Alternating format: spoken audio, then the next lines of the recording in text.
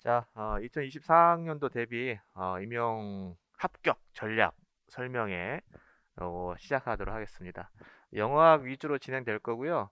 한 40분, 50분 정도.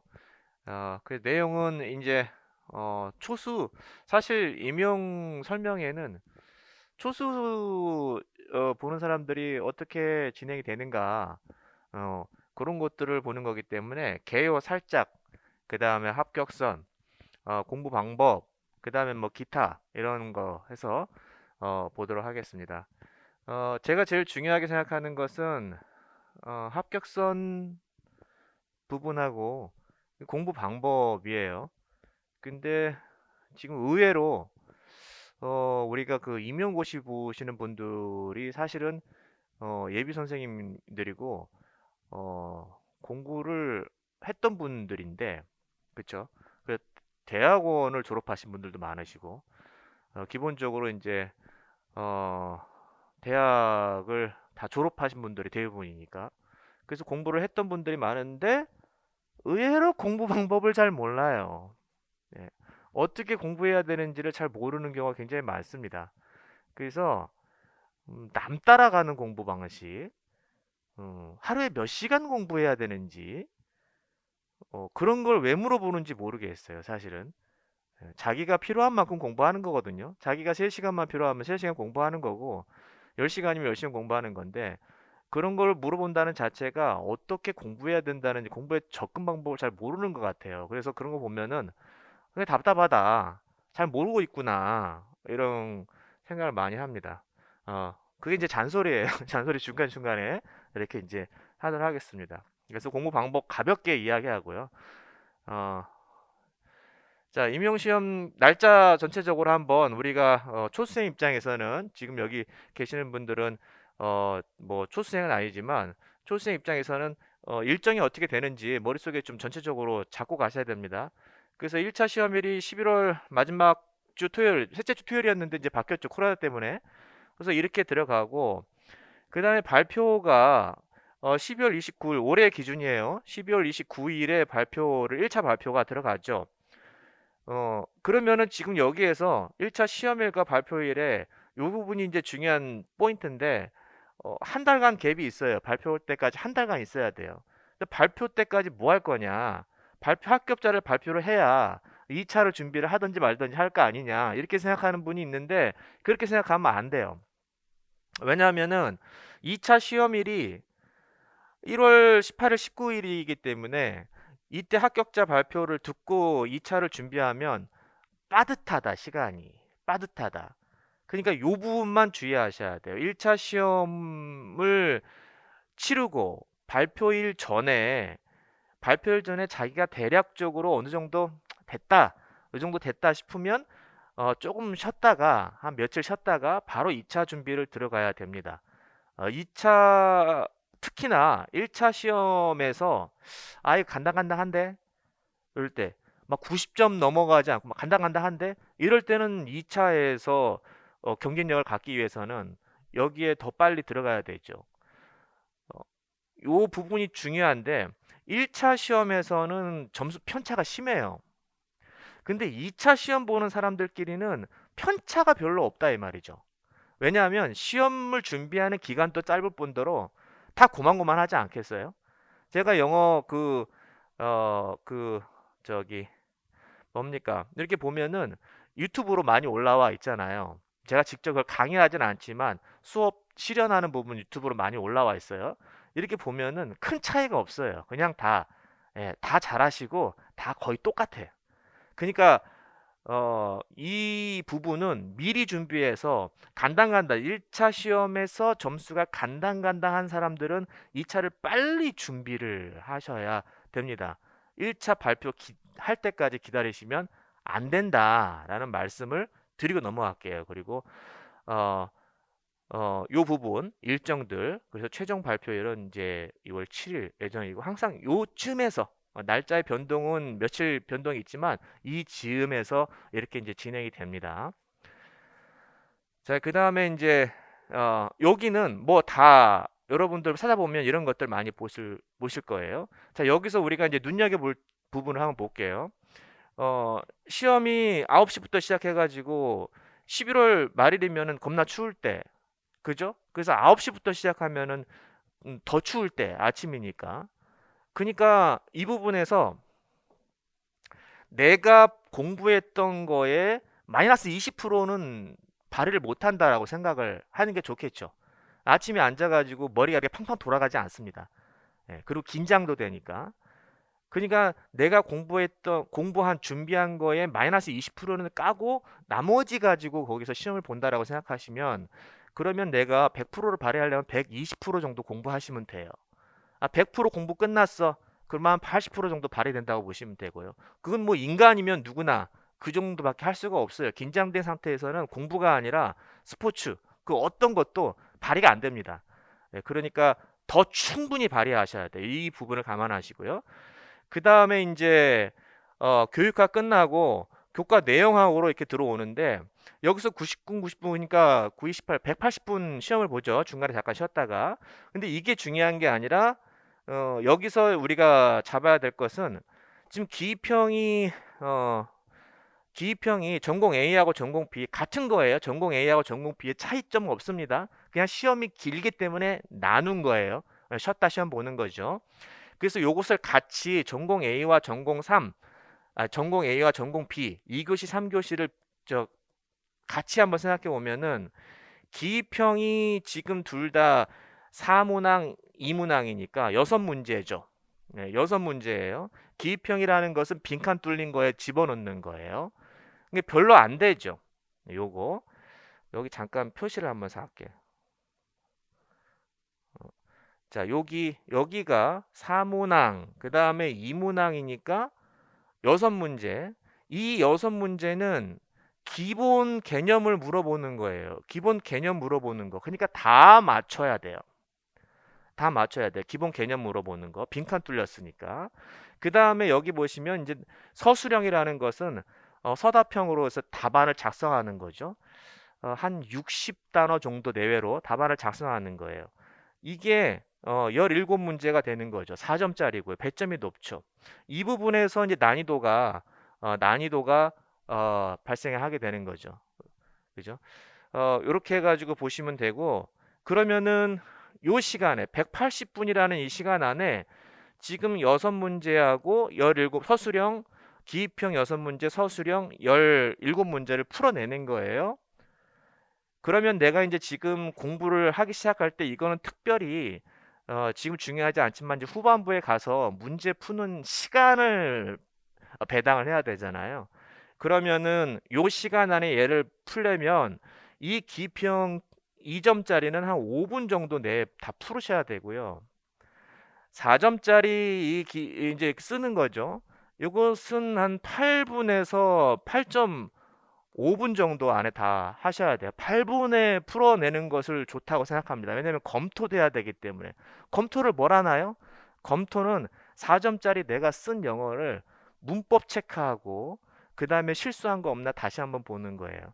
4점짜리 한 60단어 내로 이렇게 17문제를 이렇게 써내면은요. 문법적인 오류가 반드시 있습니다. 반드시 있다고 생각해야 돼요. 반드시 있어.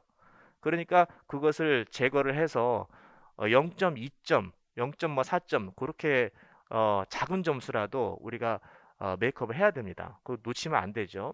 이런 것들을 잘 유념하시면 돼요. 그래서 5분, 8분 정도에 마무리하고 조금 남은 시간은 어, 검토하자. 이렇게 보시면 됩니다. 자, 그 다음에 네, 그 다음에 여기를 눌러야 넘어가죠. 여기를 눌러야 넘어가요. 어, 자, 요거 됐고 이제 2차 시험 뭐 보는 건 됐고요. 1차 됐고 2차 됐고. 자, 이제 합격선 보면은 아직 1차 합격선이 안 나왔기 때문에 어느 정도 될지 몰라요. 근데 예년 같으면은 1차 합격선 뭐 지역마다 다르지만 장 20, 21년 여기 좀 바뀌었다. 요게 지금 이 22 이렇게 들어갈 거예요. 예. 들어갈 거고 요게 지금 뭐가 안 바뀐 것 같은데. 어. 이거 맞나 모르겠는데 내가 이거 바꿨는데 왜 지금 예전 것처럼 보인다고 생각을 하지?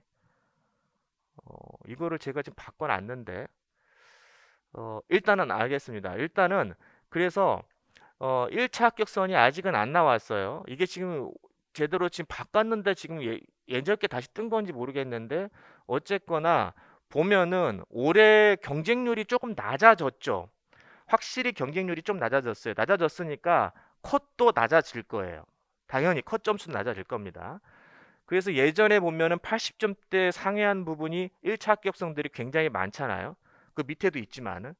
그죠? 그러니까 자기가 어디를 가야 될지를 파악하고 전체적으로 지금 보시면은요. 80점대를 조금 상회하고 있다. 보시면 돼요.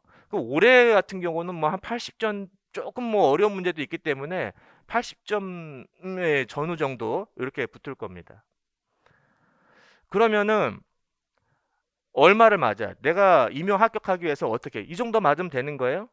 아니요. 제가 지금 거기에 자료에도 써놨지만 80점이 만약에 컷이라고 생각한다면 85점을 받아야 되는 거죠. 이건 컷이에요. 턱걸이로 들어가는 거. 턱걸이. 내가 턱걸이로 들어갈 거예요.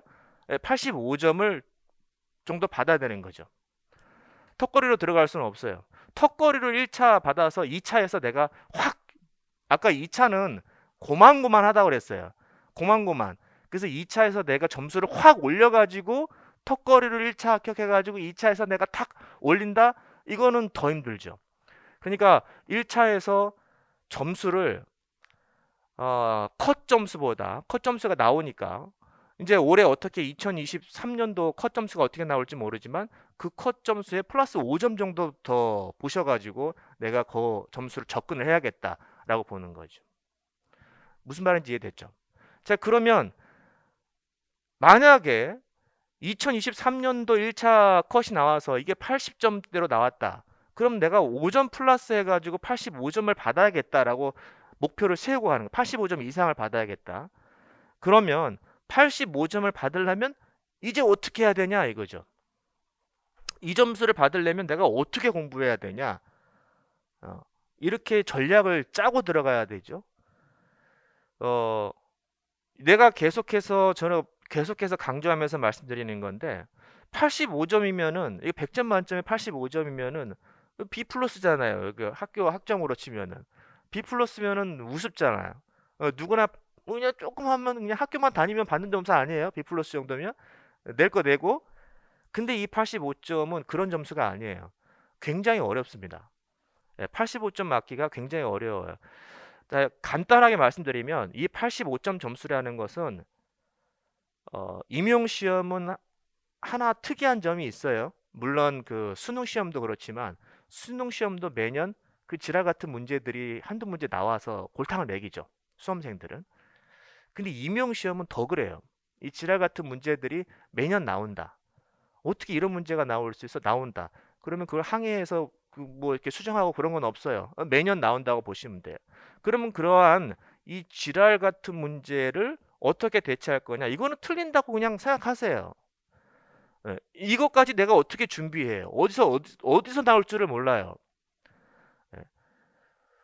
이거를 준비하는 게 아니라 그냥 기본적인 문제를 다 맞고 이런 문제들은 그냥 틀려주자. 틀려주자. 그러면 내가 알고 있는 정상적인 문제들은 다 맞아야 되는 거야. 정상적인 문제들은 다 맞고 조금 어렵고 난이도가 상당히 높고 지랄 같은 문제들 이런 거 틀려주면은 이 점수 나오는 거예요. 자, 다시 한번 정리해서 말씀드리면 이 점수는 정상적인 문제들을 다 맞추는 거예요. 그래야 85점이 나온다. 이런 거 틀려주고 난이도 그 들어간 문제들이 있죠. 킬링 문제 같은 문제들은 그래 틀려주고 내가 그것까지 다 맞출 수는 없잖아요. 틀려주고 다 맞추는 겁니다. 결코 쉽지 않은 거예요. 그러니까 요거를 받기 위해서는 어, 좀 뒤로 넘겨 볼게요. 저 점수를 받기 위해서는 그냥 공부 가지고는 안 돼요. 제가 봐더라도 그냥 열심히 하는 수준 가지고는 안 돼요.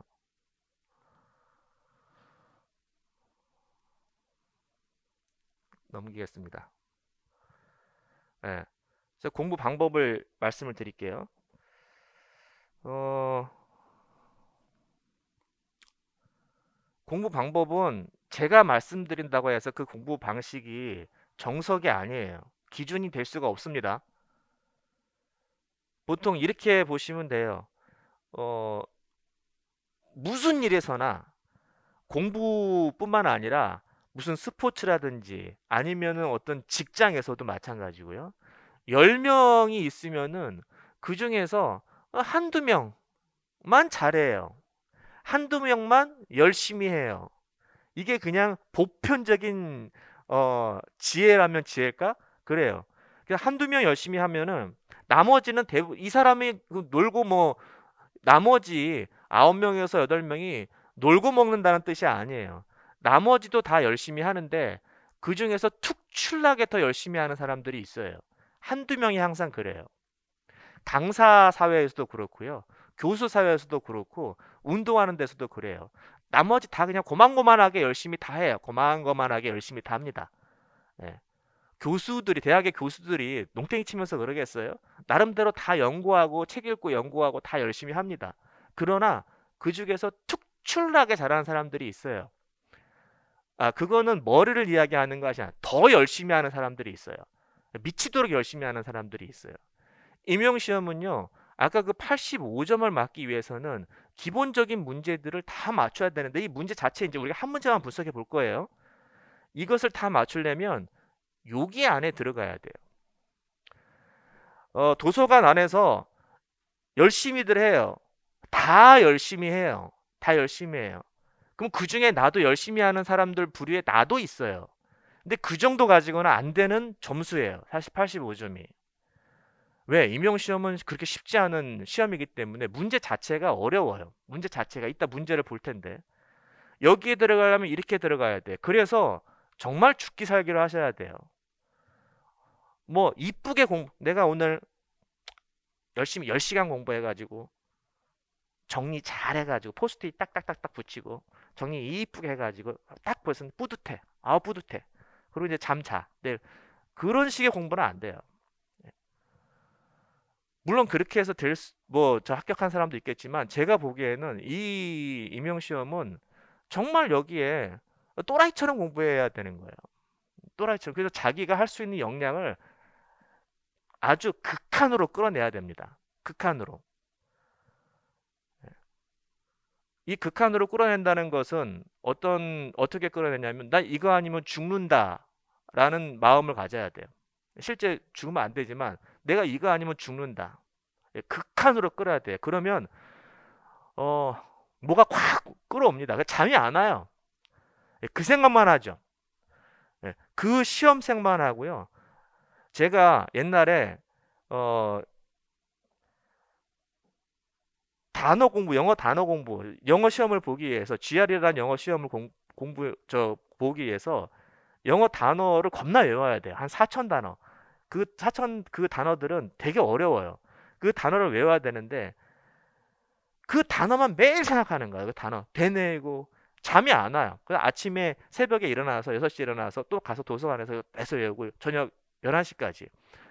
왜냐하면 해야 되니까. 그러니까 어쩔 수 없이 되는 겁니다. 극한으로 자기를 몰고 가셔야 돼요. 이르, 이러한 태도로 공부가 돼야 여기 안에 들어가는 사람들이죠. 여기 안에서 고만고만하게 열심히 하면은 안 된다. 자, 그러면 공부 방법이 왜 이게 이렇게 극한으로까지 공부를 해야 되는지, 그러니까 자기가 지금까지 해왔던 정말 예전에 극한으로 공부했던 경험이 있으면 그것을 다시 한번 끌어내고요. 정말 저는 하기 싫어요. 저는 그렇게 두 번 다시 어떤 그런 일을 예전에 단어의 어떤 그런 일을 다시는 하기 싫습니다. 근데 다시 한번 그것을 끌어올리던 아니면 그런 경험이 없으면 정말 내가 이거 공부하고 죽는다라고 생각할 정도로 자기를 그냥 미치도록 예, 몰아붙이세요. 미치도록 몰아붙이세요. 자, 공부 방법 한번 보겠습니다. 공부 방법은요, 기출문제 하나만, 올해 나왔던 기출문제 하나만 보고 들어갈게요. 기출문제를 분석하는 게 아니에요. 공부 방법은 기출문제를 보고 방법을 정하는 거죠. 그렇죠? 예. 자, 그러면 한번 보도록 할게요. 보도록 하겠습니다. 세 번째 왔으니까 거의 다 끝났죠? 안 넘어가냐? 네, 여기 한번 보도록 할게요. 어, 통사론 문제고요. 올해 4포인트짜리, 4점짜리 서술형이죠. 자, 요 문제의 구성을 잘 보겠습니다. 문제의 구성을 보고요. 답안도 한번 보도록 할게요. 자, 여기 한번 쭉 한번 읽어보도록 할게요. 이거 제가, 이거 아까 안 고친 게 나온 것 같은데. 아까 고쳤는데. 여기 들여쓰기를 했는데 들여쓰기가 안 된 건 보니까 아까 그게 수정이 안 된 거. 자, 여기 한번 볼게요. 그냥 쭉 보겠습니다. 센텐스가 같이 한번 읽고 두 개의 리딩 해석이 있다. 그럼 중의성을 간다는 얘기네요. 그죠? 요게 이제 우리가 보통 말하는 read the passage A 패시지 안에 들어가 있는 거예요. 그 A 패시지를 한번 읽어볼게요. 자, 그 다음에 왜 이러한 중의성이 생기냐면 두 가지 의미가 생기냐면 모디파이어가 두 개 이상의 옵션을 가지고 있어요. 즉 모디파이어 수식어가 어디를 수식해야 되는지에 따라서 옵션이 있다는 거죠. 그러니까 여기를 수식할 수도 있고 저기를 수식할 수도 있고 그렇게 해가지고 중의성이 생긴다라고 이야기하고 있고요.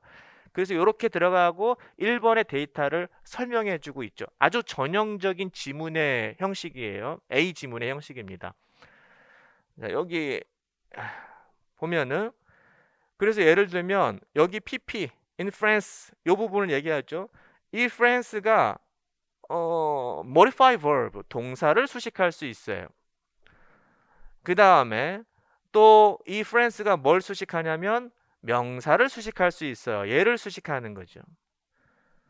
그러면은 프랑스를 간 건지 아니면은 어디를 갔는지 모르겠지만 프랑스의 그 언어에 대한 세미나를 간 건지 이것이 어디를 수식하냐에 따라서 여기냐에 따라서 두 개 이상의 리딩이 생긴다라는 거죠. 예, 그것을 말하고 있어요. 그러면 여기까지는 뭐 그냥 통사론 공부 안 해도 알겠는데, 그렇죠? 예, 통사론 공부 안 해도 뭐 이건 뭐 당연히 뭐 이건 뭐 당연한 거 아니야? 알겠어요. 자, 그러면 그 다음으로 넘어가 볼게요. 아, 자, 이거 어, 되게, 자, 그 다음에 넘어가 볼게요. 자, 여기서 이제 들여쓰기가 다시 들어가죠. 앞에 들여쓰기 한 번 들어가고 단락이 바뀌었어요. 자, 이렇게 지문의 단락이 바뀌었을 때는 그 단락별로 머릿속에 정리를 하면서 들어갑니다. 아무 생각 없이 쭉 읽는 게 아니에요. 단락이 몇 단락인지 먼저 파악하시고 단락별로 내용을 머릿속에 정리하면서 들어갑니다. 첫 번째 단락은 중의성이 있는데 modify 수식어가 어디를 수식하느냐에 따라서 중의성이 있다. 두 개 이상의 리딩을 가지고 있다. 너무나 당연한 상식적인 이야기가 한 단락으로 돼 있고 두 번째 단락으로서는 그러한 내용이 통사론에서는 이렇게 들어가죠. 예, 통사론에서는 이제 그것을 설명해 보겠다라는 거죠. 통사론에서는 branch are not allowed to cross in tree structure야. 자, 여기에서는 약간 이제 통사론 공부가 돼야 이 내용을 이해되겠죠. 예, 첫 번째 단락은 금방 이해됐지만 여기서는 이게 뭔 소리야? branch가 are not allowed to cross. 이거는 공부가 돼야 되는 부분이죠. 어느 정도. 자, 그래서 tree structure 수용도를 얘기해죠. 수용도에서 여기서 가로질러서 이렇게 이 부분 이렇게 크로스되는 부분이 있으면 안 된다라고 이야기하는 거죠. 이런 것을 막는 제약이 No Crossing Branch Constraint이에요. 사실 제가 이 No Crossing Branch Constraint 여기까지 이 부분은 이 부분은 요 문제의 평을 하자면 통사론이 이렇게 있으면은요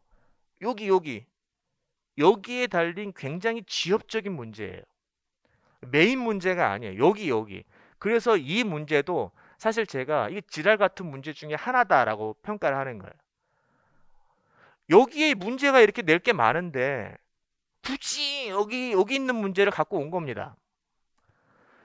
통사론에서 뭔가 no crossing branch constraint 하니까 뭔가 대단한 제약을 이야기하는 걸 아니에요. 여기가 이렇게 이 수용도를 이렇게 그릴 때 여기서 뭔가 가로지르는 게 없잖아요. 그쵸? A, B, C 할 때. 근데 여기에 가로지르면 안 된다라는 거예요. 아주 사소한 지엽적, 그것도 사소한. 그리고 이거 몰라도, 사실 몰라도 통사론을 공부하는데 전혀 문제가 없는 그 문제가 출제가 된 거죠. 자, 그래서 이런 걸 봤을 때, 임용시험 문제가 어떻게 출제되는지 좀 감을 잡으셔야 돼요. 메인에서 이렇게 많고 많은 메인 그 룰이 있는데, 프린서플이 있는데, 여기에서 안 내고, 여기에서 이렇게 내는 거예요, 여기에서. 왜 그래요? 왜 이런 문제가 나요? 떨어뜨리려고 되는 시험이기 때문에 그렇습니다. 네. 컷을 정해놓고 여기서 다 떨어뜨리려고 하는 시험이기 때문에 이런 문제를 내는 거예요. 여기서만 내면은 떨어뜨릴 수가 없어요. 컷이 막 90점 이렇게 올라가면은 이건 시험이 아니죠. 네, 떨어뜨리려고. 그러니까 기본적인 공부를 잘 해두고 여기에서 뭐가 나올지는 우리도 몰라요. 이런 거 여기까지 다 공부를 어떻게 해? 몰라요.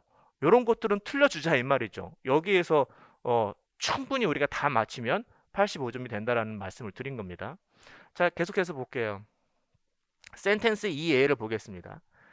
센텐스 여기 이해 보시면 또 maybe might be afraid in the park of new people. 사실 이 A도 다른 이론으로 우리가 알고 있는 컴플리먼트 애정트 알죠? 컴플리먼트 애정트 어순으로 설명할 수 있는 거예요. 이 부분은 어떻게 들어가는? 네. afraid of 이 PP는 컴플리먼트예요. 이거는 어디야? 이거는 애정트잖아. 예. 그러면 컴플리먼트가 앞에 있어야 되고 애정트가 뒤에 있어야 된다는 그 원리가 우리가 훨씬 더 알고 있는 중심적인 내용이잖아요. 근데 이 똑같은 내용을 no crossing branches constraint으로 여기 있는 걸 잡는 거예요. 그러니까 기본적으로 우리가 알고 있는 이론으로 설명하지 않고 아주 사소한 이론을 갖다 대면서 이렇게 이야기하고 있는 거죠. 여기 보시면은 어쨌거나 이게 이렇게 되면은 컴플리먼트 애정트의 어순이 아니라 크로싱이 된다는 거죠. 이런 어순이 들어가면은. 그래서 여기 보시면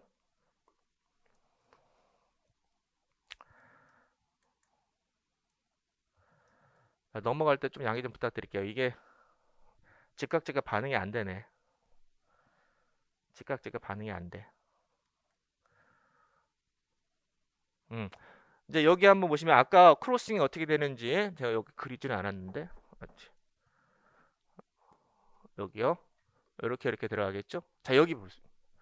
요 구조만 봐도 우리가 지금까지 트리 다이어그램을 그릴 때 TP를 썼잖아. TP나 IP의 구조를 썼잖아요. 이 문장의 구조, 범주를 다룰 때. 근데 S를 갖다 썼어요. 어. 아주 올드한 구조를 갖다 썼어요. 저는 이러한 올드한 구조가 다시 임용시험에서 나올 거라는 생각 못 했어요. 그리고 올드한 구조를 갖다 썼죠. 왜냐하면 굉장히 사소한 걸 가지고 지금 문제를 내야 되기 때문에.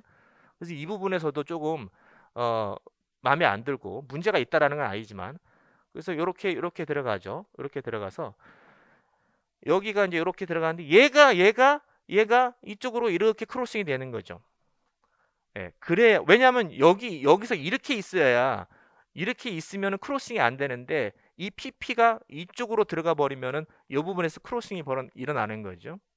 그래서 이 크로싱 때문에 크로싱이 생긴 구조이기 때문에 이것은 비문이다라고 이제 이렇게 이야기를 하고 있는 겁니다. 자, 여기까지가 이렇게 해서 노트, 요거는 비문법을 나타내는 거야. 요걸 끝나고 A 지문이 여기서 끝났습니다. 그러면 A 지문은 지금 두 가지 내용을 얘기하고 있어요. 의미가 두 개가 돼. 구조적인 의미가 문장에서 두 개가 돼. 수식어 때문에. 그 다음에 그 수식어과 관련해서 no crossing branch constraint을 설명하고 있어요. 통사론적으로. 자, 여기까지 잠깐 예, 한숨 돌리면서 이렇게 생각할게요. 지문 A를 이렇게 먼저 이해하셔야 돼요. 지문 A에 대한 이해는 공부 방법에 대해서 좀 설명해 볼게요. 지문 A에 대한 이해는 지금 두 가지 단락으로 나왔어요. 이 두 가지 단락 지문을 정확하게 이해해야 될 거 아니에요. 그러면 지문을 내가 정확하게 빨리 읽어야 돼. 일단은 빨리 읽어야 돼요.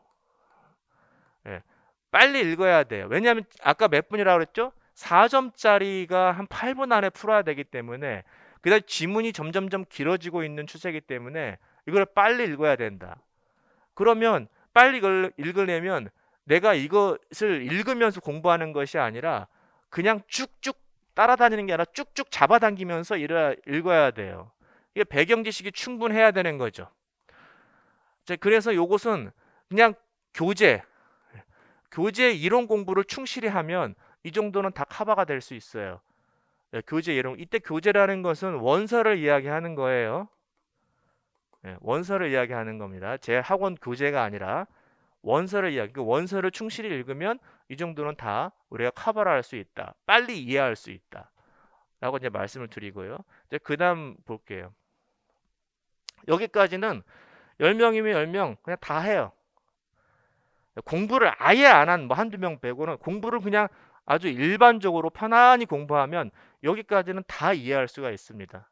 근데 우리 임용 시험은 이걸 이해하는 문제가 아니. 이거 이해했어? 안 했어? 이걸 물어보는 문제가 아니에요. 제가 그다음 볼게요.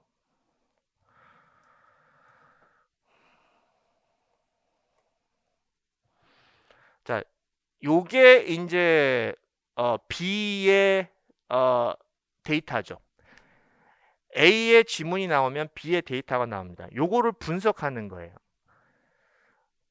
이제 대부분의 사람들이 여기서 막혀요.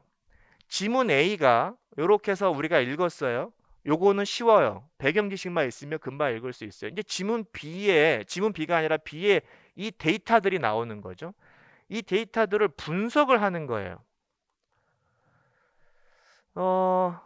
여기서 대부분 사람들이 여기까지는 알겠는데 여기는 잘 모르겠어 라고 생각하는 부분이에요. 왜 모를까? 이거는 통사론뿐만 아니라 의문론에서도 마찬가지예요. 이 부분이 잘 안 돼요. 왜 그럴까요? 공부 방식이 다르기 때문에 그래요. 뭐가 다르다? 공부 방식이 다르기 때문에 이 부분은 괜찮은데 여기서 어렵게 느껴지는 거예요. 자, 그러면 이것을 여기까지 내가 충분히 이 데이터를 분석할 수 있으려면 공부를 어떻게 해야 되죠? 이 생각해 봤어요? 그냥 열심히 하면 되나? 원서 그냥 열심히 읽으면 되나요? 제가 책이라고 하면 무조건 원서예요. 지문 A는 괜찮아. 너무 쉬워. 그리고 뭐 no crossing branch constraint 뭐 그냥 조금 공부하면 그거 투포에 나왔던 거예요. 투포 앞부분에 슬쩍 지나가면서 있지만 그거 읽으면 뭐 괜찮고 꼭 굳이 읽지 않았더라도 뭐 알겠어. 그 얘기 뭐 수업 시간에 중간중간에 여러 번 한 것 같으니까 대충 뭐 들은 귀가 있으니까 알겠어. 근데 이 부분을 진짜 분석이 안 돼. 이 부분은 공부를 어떻게 해야 되는 거예요? 분석한다라는 것을. 자, 여기서 말씀드리면 제가 단순화시켜서 말씀드리면요. 지문 A에 대한 공부는 그냥 학부 수준의 공부예요. 학부 수준의 대학 4년에 물론 그렇지 않은 경우도 있지만 학부 수준에서 그냥 받아들이는 공부.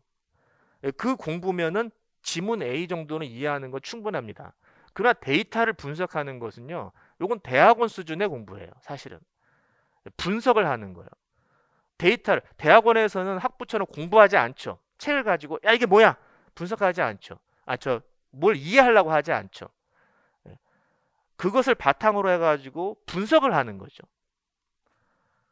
이거는 대학원 수준의 공부예요. 그러면 이걸 분석을 이렇게 하려면 데이터를 분석을 하려면 이거 어떻게 이 부분을 해결을 해 나가야 되냐면 기본적인 이론적 바탕 위에서요. 이론적인 지식 바탕 위에서요. 생각을 많이 해야 돼요. 대학원에서는 이 대학원 공부 방식이라고 그랬죠. 대학원에서는 이 책 가지고 물론 책도 많이 읽지만 뭐 이런 읽는 공부가 아니에요. 앉아서 생각하는 거죠. 이거 뭐지? 내가 알고 있는 지식을 가지고 이거는 그렇게 되는데 이건 왜 안 되지? 생각하는 겁니다. 이거 생각을 좀 많이 하셔야 돼요.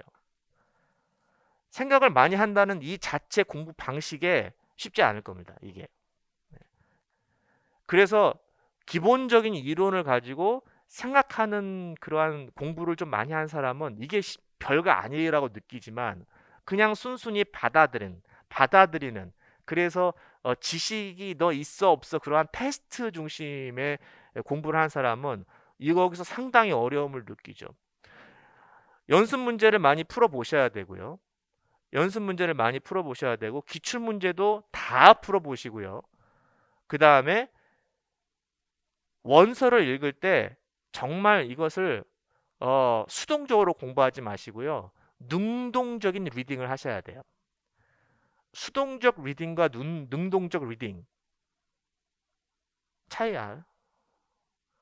응? 수동적인 리딩. 내가 뭔가 책을 읽을 때 수동적으로 책에 질질질질 끌려가면서 여기 저자가 말하면 네네 저자는 훌륭하신 분이니까 네네네 맞습니다. 이렇게 끌려가는 게 아니라 내가 저자를 판단하는 거예요. 아까 예? 설명이 어떻게 하나 판단하러 왔듯이 그런 식으로 보는 겁니다. 너 어떻게 하나 한번 보자. 이렇게 해서 저자를 판단하는 거예요. 아, 너는 이거를 이렇게 생각했구나. 아, 너는 이거를 이런 식으로 분석하는구나. 아, 그래서 이런 식의 논리로 이것을 해결해 나가는구나. 이게 필요해요. 이런 식으로. 그러려면은 조금, 야, 그럼 공부 그렇게까지 해야 돼? 라고 이렇게 물어볼 수도 있는데, 85점이라는 점수가 그렇게 쉽게 나오는 점수가 아닙니다. 분석을 하려면 기본적으로 원서를 많이 읽고요. 원서가 한 두세 번 정도 원서가 한번 돌아가면, 이제 내가 조금 멀리서 저자보다 그 원서 예를 들어 투포는 앤드류 라드포드잖아요. 그 라드포드보다 위에서 이제 볼 수 있는 눈이 생기죠. 그런 눈으로 바라보시고 연습 문제 풀어보시면 이 데이터가 접근이 됩니다. 그 원서를 몇 번 읽으라고 반복해서 읽으라는 이유가 바로 그거예요. 이것을 끌려다니면서 네네네네 이렇게 하면서 끌려다니면서 네, 다 맞아요 이게 아니라 내가 판단하는 거예요. 내가 저자를 분석하는 너 그거 이상하지 않아? 근데 저한테 이제 질문하시는 분들 보면은 그런 눈으로 질문하신 경우가 굉장히 많죠. 투포에서 앞부분에서는 이렇게 주장했는데 뒷부분에서는 얘 말이 다르다. 이런 식의 질문을 하는 분들이 굉장히 많아요. 그런 눈이 이제 생긴 거죠. 그런 눈으로 보셔야 돼요. 데이터를. 그래서 여기 보시면은 이제 이렇게 해서 데이터를 분석하시고요. 여기 3번에서는 구조적으로 이 문장이 간단하게 문제를 풀려고 하는 건 아니니까 구조적으로 이 문장이 어, 저 의미를 가질 수 없는 A부터 C번까지 어떤 게 의미를 가질 수 없냐 구조적으로 그러니까 A부터 C번의 문장 C번의 의미가 다 적용이 되려면 뭔가 크로싱이 일어나야 돼요. 그렇죠? 크로싱이 일어나는 게 뭐냐라고 했을 때 이거 몇 번이었죠? 여자가 데스크에 있고 탭을 여기 이거죠. 그죠? 예. 3번의 그 B번이 3번의 의미가 있을 때 이런 의미는 절대 나올 수가 없어요. 이런 의미가 되려면 여자가 데스크에 있어요. 그러면 여자가 이 언더 데스크가 누구를 수식해야 돼? 우먼을 수식해야 되고 그 다음에 남자가 태블릿을 가지고 있어요. 그러면 이 PP는 얘를 수식해야 되는데 이게 지금 구조적으로 그려집니까? 지금 여기에서 구조를 그리라라는 말은 없지만 이런 구조가 머릿속에 좀 그려져야 돼요. 대략적으로나마. 얘가 with a tablet이 맨을 수식하려면 맨을 수식하고 on the desk가 음면을 수식한다면 얘가 뒤에 있어야 돼요. 그래야 구조적으로 얘를 다 설명할 수 있어요. 뒤에 있어야 돼. 근데 이 상태로 with a tablet on the desk 이 어순으로는 이 의미가 절대 나올 수가 없어요. 구조적으로 나올 수 없는 거죠. 자, 그 다음에 4번도 지금 똑같은 내용이에요. 자, 이런 것은 여기서 아까 A 지문이 있죠. A 지문을 바탕으로 해서 풀면 안 돼요? 이렇게 말할 수 있지만 못 풀어요. 관련 A 지문은 뭐냐면 이렇게 생각하시면 돼요. A 지문은 지문 A는 야, 이 문제가 지금 이런 문제야라고 문제의 방향만 설명해 준다 이렇게 생각하시면 돼요. 데이터는 또 다른 지식을 가지고 적용을 해야 되는 거죠. 물론 관련성은 있지만 그래서 A 지문 가지고 이것을 분석을 할 수는 없어요. 자, 그 다음에 4번 같은 경우도 지금 여기서 힌트를 줬죠. surely가 sentence adverb 이거는 지금 투포에서 많이 봤던 거니까 sentence adverb면은 s에 sure가 s 노드에 이렇게 어조인 돼 있구나, attach 돼 있구나라고 이제 볼 수 있어요. 그 다음에 not은 어디에 돼 있다고. 조금 어려운 말 써놨는데 요거 보면은 아 스펙 BP에 위치한다라고 알 수 있는 거죠. 쉽게 말하면 surely는 S에 붙고 이렇게 여기 요 라인에 붙는다는 거예요. 그럼 여기 붙던가 여기 붙던가 여기 붙던가 여기 붙던가 이렇게 붙어야 돼요. 그 다음에 not은 BP 안에 붙는다는 거죠. BP 안에 스펙 요 자리에 있다는 거죠. 그러니까 BP 내부에 있다라는 거예요. 그럼 그걸 구조적으로 생각해 보면은 4번에서 ungrammatical sentence를 골라라 이렇게 했을 때 얘는 BP 안에 있다고 그랬는데 surely가 이 자리에 있으면은 BP 안에 있게 되는 거죠. 네, 그러니까 이게 비문이에요. 얘는 괜찮죠. BP 안에 이렇게 했으니까. 그 다음 BP 앞에 S노드에 바로 붙으니까 우리 투표에서 봤던 거예요. 자, 요거 요렇게 해가지고 우리가 분석을 할 수 있습니다. 그러면 이제 공부 방법과 관련해서 아까 얘기했죠. 이 분석이 쉽지 않다. 분석에서 딱 벽이 느껴진다. 그 벽이 느껴진다라는 것은 내 공부 방법이 그거밖에 안 됐기 때문에 그런 거예요. 그래서 그런 사람들은 여러 번 원서를 읽고요. 대학원을 가란 얘기가 아니라 대학원 식의 공부 방법을 이제 하셔야 되는 거죠. 여러 번 읽고 내가 그 책에 대해서 비판적으로 읽는 겁니다. 비판적으로 읽는 거예요. 줄줄줄 따라다니면서 읽지 말고요. 줄줄줄 따라다니면서 읽는 것은 선생님이 A는 A야, 이것은 B야, 이것은 C야. 그럼 내게 받아먹는 식의 그런 공부 방식으로는 지금 이 분석이 안 되는 거예요. 선생님 그거 맞아요? 이거 여기에서는 이렇게라고 했는데 그게 맞는 말이에요? 이렇게 비판적인 그런 태도로 공부를 해야 접근이 되는 거죠. 자, 그럼 여기서 이제 분석까지 했으면 어 요거 맞을 수 있는 거냐? 그게 또 아니지. 예, 하나의 벽이 또 있어요. 공부 방법과 관련해서 생각하세요. 지금 문제 풀이가 아닙니다. 자, 이거죠. 디렉션 지문이죠. 이 지문을 토대로 해서 내가 답안을 작성해 내야 되는 겁니다. 답안 작성한 거 있으니까 답안과 같이 한번 볼게요.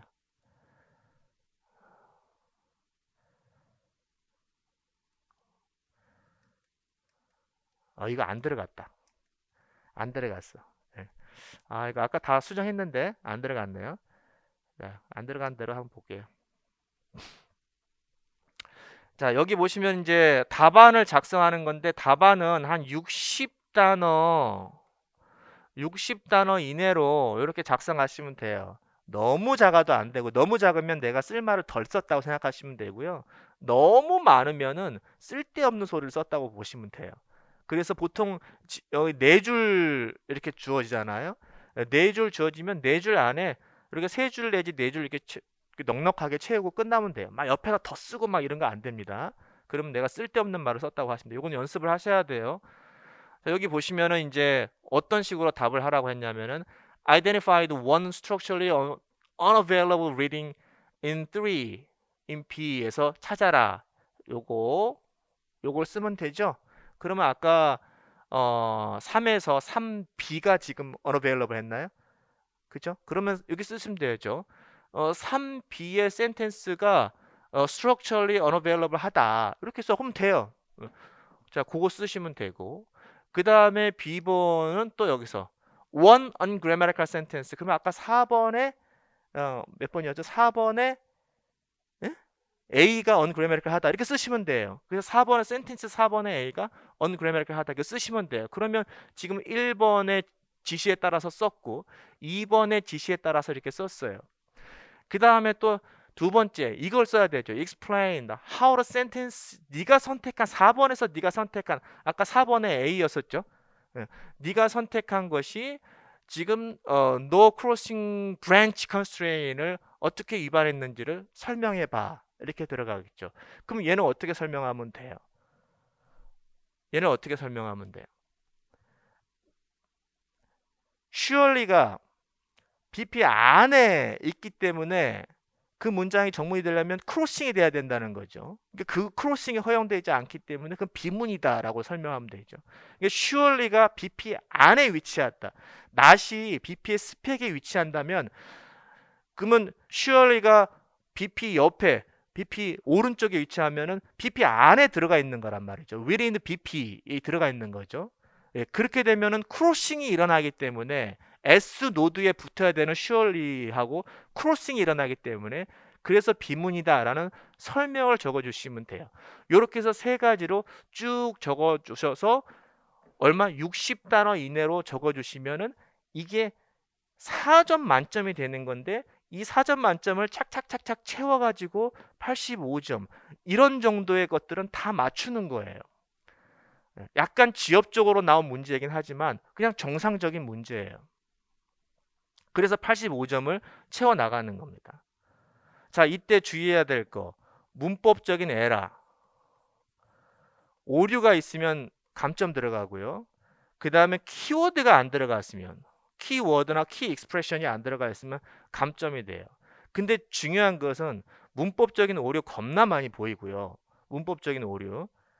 특히 문법적인 오류라 하면은 무슨 고급 영문법적인 오류가 아니라 아주 기초적인 거, 수일치, 단복수, 그 다음에 우리말식으로 문장을 구성하는 거, 이런 것들 말도 안 되는 경우가 굉장히 많아요. 자, 이런 것들은 어떻게 우리가 공부를 하냐? 원서를 계속 읽으셔야 돼요. 끊임없이 원서를 읽으셔야 돼요. 한국말 가끔씩 한국말 번역된 거 찾으시는 분 있는데 물론 뭐 그것도 괜찮습니다만은 어, 한국말 번역본을 찾는 그 예비쌤들한테는 제가 속으로 아직 좀 멀었구나라고 이렇게 생각이 들어요. 예. 이렇게 갈 길이 많은데 한국말 번역으로 공부를 한다? 그러면 뭐 어디를 집중해서 공부하겠다는 거예요? A 지문을 이해하기 위해서 공부를 하는 거잖아요. 한국말로. A 지문. 지금 분석돼야 되고 영어로 지금 키워드, 문법 그래머티컬 오류 없이도 적어내야 되는데 지금 저쪽에서 공부 아직 멀었구나. 뭐 그 자체로 훌륭하지만 생각이 듭니다. 원서를 좀 많이 읽으셔가지고 원서에서의 표현하는 그 방식을 익숙하게 만들어야 돼요. 근데 이게 잘 안 돼 있어요. 이게 안 돼 있어요. 지금 이거 유튜브로도 다 올릴 거니까 이거 들으시는 분들은 정말 원서 많이 읽으셔야 돼. 그래서 어느 정도까지 읽느냐? 원서를 비판적으로 바라볼 수 있도록 여러 번 반복해서 읽으시고 그 다음에 원서에서 쓰인 그런 표현들이 내 표현이 돼야 돼요. 예, 원서에서 쓴 표현들이 그 표현을 내가 그대로 안 보고도 쓸 수 있게 그 말이 내 언어가 돼야 돼요. 이게 정말 많이 읽어야 되죠. 왜 그런 말투까지 내가 배워야 됩니까? 답안에 쓰기 위해서. 답안을 쓰기 위해서. 그리고 두 번째 뭐냐면은 키워드 잘 못 잡는 사람 굉장히 많아요. 여기서 문제는 뭔가 설명을 하는데 explain 하라는 게 대부분 나오니까 설명은 하긴 하는데 다른 방식으로 설명을 하거나 키워드를 집어넣지 못하거나 핵심적인 키워드를 집어넣지 못한다는 것은 문제 취지를 정확하게 못 잡았다는 의미하고 좀 비슷해요. 예, 키워드, 키 익스프레션. 왜냐하면은 이거 채점할 때 누가 채점해요? 사람이 채점하죠? 사람이 채점하는데 뭘 보고 채점하겠어요? 키워드가 있나 없나 보는 거죠. 키워드가 있나 없나.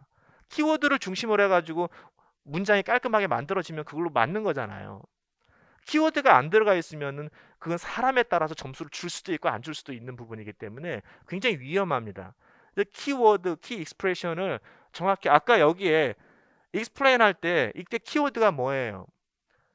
키워드가 슈얼리가 BP 안에 들어가 있냐 없냐 그 이야기를 적어줘야 되겠죠. 예, 슈얼리가 BP 안에 들어가 있기 때문에 S노드에 붙으려면 크로싱이 된다라는 그 표현이 들어가 있어야 돼요. 근데 그 표현을 내가 뭘 써야 되는지 모르는 사람 되게 많아요. 그럼 이런 거 어떻게 잡아야 돼요? 원서 많이 읽으셔야 돼요. 예. 그러니까 분위기를 못하는 거, 키워드를 못 잡는다는 것은 분위기 파악을 못하는 그 문제의 분위기 파악을 못하고 있다는 거예요. 공부가 덜 된 거죠. 원서 많이 읽으셔야 돼요. 그렇게 해서 요렇게 해서 이런 것들을 다 커버해 가지고 내가 극복해내면 몇 점 받아요? 4점 받는 겁니다. 이게 85점까지 가도록 만들어야 돼요. 그럼 15점은 뭐 내용 교육학에서 조금 뭐 한 뭐 5점 까이고 그 다음에 영어학 그 전공 영어에서 한 10점 까이고 10점 까인다라는 것은 뭐예요? 음? 아까 6, 2점짜리 그 다음에 17문항이었죠? 여기서 10점 까인다라는 것은 4점짜리 2개 까이고 2점짜리 하나 까인다라는 거죠. 예. 나머지는 다 맞추라는 거. 4점짜리 2개 까이고 15개는 완벽하게 쓰라는 거예요. 4점짜리로. 쉽지 않죠. 예. 15개 완벽하게 4점만. 이 상태로 4점 쓰고 여기서 좀 실수로 하나 까이고 그래야 이거 나오는 거잖아요. 그래야 이게 나오는 거죠. 쉽지 않습니다. 지금 이렇게 보시면은 대부분 4점짜리 정확하게 쓰라고 할 때 여기서 뭔가 하나 이게 3.5점 뭔가 하나 자꾸 이렇게 마이너스가 나가요. 예. 근데 4점짜리 문제를 쫙쫙쫙쫙 잘 챙겨 15개 2개 못 쓴다고 하더라도 15개를 4점 만점으로 착착착착 쌓아가야 이 점수가 나오는 거죠. 이 공부는요. 여기서 이러한 우리가 최종적으로 60단어 이내로 글로 표현해내는 거기 때문에 원서를 끊임없이 읽으셔야 되고 원서에서 핵심적인 표현들을 잘 정리하면서 읽어야 돼요. 설명해 놓는 표현, explain 하는 표현들이 있어요. 그냥 저자가 그냥 지나가면서 농담하는 그런 표현이 아니라 핵심적인 설명 표현. 그래서 2024년 대비해서는 이 표현들을 내가 정리를 해야겠다. 알아서 좀 잘 표현들을 정리하세요. 이렇게 하니까 잘 못해요. 이게. 그래서 표현들을 잘 정리를 해서 줘야겠다. 공부하고 안 하고는 이제 각자 알아서 선택이니까 요거는 제가 어, 각 단원마다 이 표현들이 중요하다라는 것을 정리를 해서 드릴 거예요. 그리고 또 하나 공부 방식과 관련해서 말씀드리면은 1월달, 2월달, 3월달, 4월달 막 정신이 없이 나갑니다. 예, 뭐 1년 공부 아니면 넉넉할 것 같지만은 매 달 단위로 지금 커리큘럼이 짜여 있기 때문에 정신이 없죠. 굉장히 빠르게 나가죠. 그러니까 저 사람이 공부가 지금 제대로 되면서 올라오는 건지가 파악이 안 돼요. 그럼 제가 일일이 파악할 수가 없죠. 그러기 위해서 제가 올해 또 하나 표현을 정리하고 또 하나는 단원 끝날 때마다 어, 그 단원을 제대로 이해했는지 연습 문제 포함해 가지고 숙제를 좀 들으려고 해요. 그리고 숙제를 하고 안 하고는 알아서 하시고 뭐 쫓아가서 때릴 수는 없잖아요. 그러니까 그 숙제를 드릴 거니까 예를 들어서 어 만약에 이거 no crossing branch constraint이면 no cross branch constraint이 왜 필요하냐? 이런 식의 논술. 그러니까 전체적으로 뭔가 그 단어를 충분히 이해해야 쓸 수 있는 거죠. 네, 그러한 과제를 계속해서 단원마다 들으려고 합니다. 그래서 여러분들이 그런 것을 통해서 표현들을 정확하게 잡으시고요. 그 다음에 음, 뭡니까? 어, 내가 확실하게 이 단어를 이해했는지 못했는지를 체크하면서 넘어갈 수 있도록 그렇게 하려고 합니다. 커리큘럼은 별도로 뭐 여러분들이 저 온라인 보시면 나와 있으니까 그건 하지 않을게요. 네, 그러한 것을 중점으로 좀 체크를 본인이 스스로 공부를 했는지 안 했는지를 체크하면서 알 수 있게 그렇게 좀 방향을 들으려고 합니다. 어, 그래서 다시 한번 정리할게요. 원서를 읽고 이쁘게 공부하면은 지문 A는 해결할 수 있어요. 그러나 지문 B는 더 공격적으로, 비판적으로 좀 더 성숙된 상태에서 공부가 들어가야 돼요. 대학원생의 공부가 들어가야 돼요. 그 다음에 글 쓰는 거, 요 영어로 표현하는 거, 요때는 영어가 잘 돼 있든 안 돼 있든 중요한 게 아니에요. 내가 장문을 잘 쓰든 못 쓰든 중요한 게 아니에요. 장문을 잘 쓰는 사람도 이상한 답안 많이 씁니다. 요거 표현들을 통사론에서 의문론에서 쓰는 표현들을 내가 머릿속에서 그대로 갖다 써야 돼요. 잘 적재적소에 갖다 써야 됩니다. 그렇기 위해서는 원서 많이 읽으시고요. 핵심 표현들을 잘 정리해 두면서 암기하시면 되고, 요건 아까 말씀드린 대로 제가 정리해서 지금부터 정리해 가지고 드리도록 할 거예요. 그렇게 해서 얘네들을 사점을 맞을 수 있게 이렇게 어, 해야죠. 공부를 해야죠. 그다음 이제 마지막으로 마무리할게요. 마지막으로는 이제 공부를 하실 때 편안하게 공부하시면 되는데, 아까 말씀드린 자기 극한을 좀 극한으로 몰아내셔야 됩니다. 극한으로. 그 경험이 있어야 되는데, 사실은 내가 극한으로 공부한 경험이 좀 있어야 그게 어떻게 공부하는 건지는 알 텐데, 만약에 그런 경험이 없으면 쉽지가 않죠. 하여튼 자기가 할 수 있는 걸 최대한으로 끌어야 돼요. 자, 그러기 위해서는 그 생각만 해야 돼요. 공부 생각만. 내가 통사론 공부할 때는 통사론만 생각해. 의미론 공부할 때는 온통 의미론으로 머릿속에 잡혀 있어야 돼요. 그래서 잠잘 때도 꿈도 의미론 꿈 꾸고요. 아침에 일어나자마자 뭐 공부, 오늘은 뭐 공부하지? 의미론 생각만 하고, 의문론 생각만 하고, 통사론 생각만 하고, 영어 교육 생각만 하고, 일어나자마자 밥 먹을 때, 아, 그거는 왜 뭐였었지? 밥 먹을 때도 생각하고, 끊임없이 생각해. 그건 잠이 안 와요. 그렇게 머리를 계속 돌려버리면은요, 잠이 안 와요. 예. 졸려서 공부 못 한다는 게 없어요. 머리가 계속 활성화되기 때문에. 그거를 한마디로 몰입한다고 딴 사람들은 하죠. 예, 그렇게 들어가 버려야 돼요. 그래야 10명에서 한두 명 하는 그 방식에 내가 그렇게 들어갈 수 있는. 열심히 하는 그 나머지 부류는 쉽지 않아요, 이 시험은. 그러니까 그렇게 하셔야 되고, 그다음에 그렇게 하려면 생활을 최소한 단순화 시키셔야 돼요. 어, 걱정거리가 많으면 그렇게 안 되죠. 이 걱정해야 되고 이 걱정해야 되고 돈벌 생각도 해야 되고, 사실 돈도 있어야 돼요. 그래야 공부에만 집중할 수 있으니까. 만약에 다른 일을 한다면은 하여튼 마인드 컨트롤 잘 하셔야 돼요. 그래서 거기에 완전히 몰입해 있어야 돼요. 밥 먹을 때도 이 생각. 밥 먹을 때는 뭐 애인 생각 이렇게 하지 말고, 밥 먹을 때도 통사론, 자기 전에 통사론, 예, 일어나서도 통사론. 그래서 완전히 그 푹 빠져 있어야 됩니다. 자, 이렇게 해서 올해 2024년 설명에 마무리하겠습니다. 질문 있으신 분들은 어디로 질문해야 되나요? 카페도 있어요. 이동걸 영화 카페로도 질문하셔도 되고, 유튜브도 있어요. 유튜브로도 질문하셔도 되고, 그 다음에 카톡, 우리 카톡 들어갈 때 이동걸 영화로 들어갔나요? 저기 같이 쓰는? 어, 그게 무슨 카톡이죠? 내가 기억이 안 나.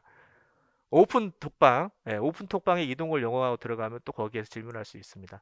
네, 그러니까 그렇게 해서 루트가 있으니까 질문하시고 어, 공부 극한으로 끌어내시면서 공부하시기 바랍니다. 자, 수고하셨습니다.